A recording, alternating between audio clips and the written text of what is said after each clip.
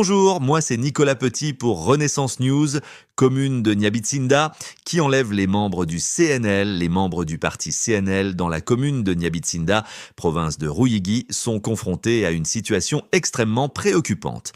Depuis mai 2024, 3 personnes ont déjà été enlevées et d'autres ont fui le pays. Ces événements sont connus du maire, tandis que les ordres d'arrestation proviendraient du chef des Imbonerakure dans la nouvelle province de Buhumuza, Shabani Nimubona, bien connu pour ses nombreux méfaits. Enlèvement d'Ezekiel Ndayisenga et Remeji Gaungu. Le premier à être arrêté fut Ezekiel Ndayisenga, un membre influent du CNL et moniteur agricole de la commune de Nyabitsinda. Il a été arrêté le 20 mai 2024 vers 15h alors qu'il rentrait d'une réunion au chef-lieu de la commune. Ses ravisseurs étaient dans une camionnette double cabine noire avec la plaque C051AIT, vêtue d'uniforme de police. Le même jour, à 20h, Remeji Gaungu, leader de la jeunesse CNL dans la commune, a été arrêté à son domicile sur la colline de Nyabitsinda. Il a été emmené par des personnes en uniforme de police accompagnées d'autres en vêtements civils dans le même véhicule que celui utilisé pour Ezekiel Ndayisenga. Les familles des disparus ont cherché en vain leurs proches. Lorsqu'elles ont contacté la mère Anastasie Aïchakiye, elle a répondu que leurs proches étaient entre les mains des forces de sécurité, sans préciser lesquelles. Les familles ont également cherché à Ruyigi sans succès. Certaines personnes ont affirmé que leurs proches avaient été transférés hors de Ruyigi, ce qui souvent signifie qu'ils ne seront jamais retrouvés. Enlèvement de Bernard Ndouimana.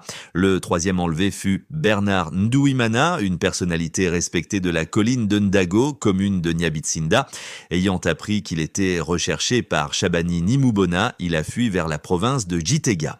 Le 24 juillet 2024, Bernard Ndouimana a été arrêté au chef-lieu de la province de Gitega, dans un bar appelé CEPGL, situé sur la première avenue à Nyamugari. Il était environ 20h21. Ses ravisseurs l'ont trouvé en train de boire, l'ont appréhendé et l'ont embarqué dans une camionnette double cabine blanche aux vitres teintées.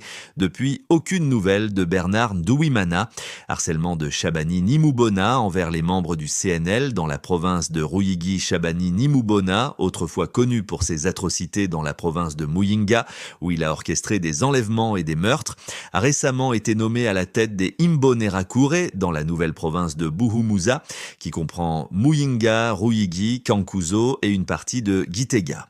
Les exactions qu'il commettait à Muyinga se poursuivent désormais dans toute cette région. À Nyabitsinda, il aurait déclaré lors d'une réunion sur la colline de Ndago qu'il devait capturer Bernard Ndouimana. Ce qui a suivi est connu. Les personnes interrogées affirment que les arrestations d'Ezekiel Ndayisenga et de Remeji Gaungu ont également été ordonnées par Shabani Nimubona. Les membres du CNL à Nyabitsinda déclarent que la liste des personnes que Shabani Nimubona souhaite enlever est longue, poussant certains à fuir vers la Tanzanie. Dans notre article d'hier, nous avons rappelé les 3 membres du CNL, Désiré Baragasirika, Toyimark et Mohamed Adamou, arrêtés dans la commune de Gizuru le 28 mai 2024.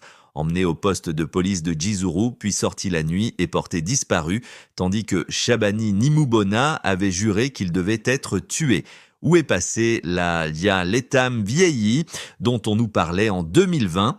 Toute personne ayant des informations sur le sort de ces personnes est priée de nous contacter sur WhatsApp à Ndondeza, +32 465 65 19 05. Burundi, province de Gitega, commune de Mutao. Des nouvelles inquiétantes. Un Imbonerakure a poignardé un citoyen. Les habitants craignent que cet Imbonerakure ne soit relâché. Cet Imbonerakure s'appelle Ndi Oreye Kassim. Il est le chef des Imbonerakure au niveau de la zone de Mutao.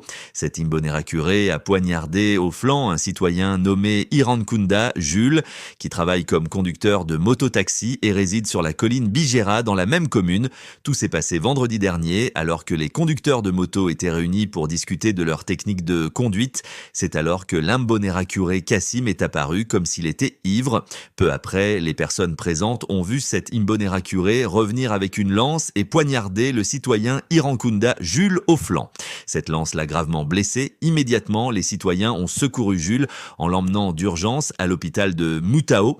Voyant qu'ils ne pouvaient rien faire, ils l'ont transféré à l'hôpital de Mutoyi, hôpital Mutoyi, où il est actuellement soigné dans un état critique. Juste après l'avoir poignardé, L'Imbonerakure Kassim avait été arrêté et conduit à la prison du commissariat de Mutao, mais peu après, cet Imbonerakure a été libéré et est maintenant en liberté. Après sa libération, selon les informations que nous recevons, cet Imbonerakure a commencé à menacer la famille d'Irankunda Jules, leur ordonnant de venir s'entendre sur la façon dont il le soignera, car, selon lui, il ne peut jamais être emprisonné.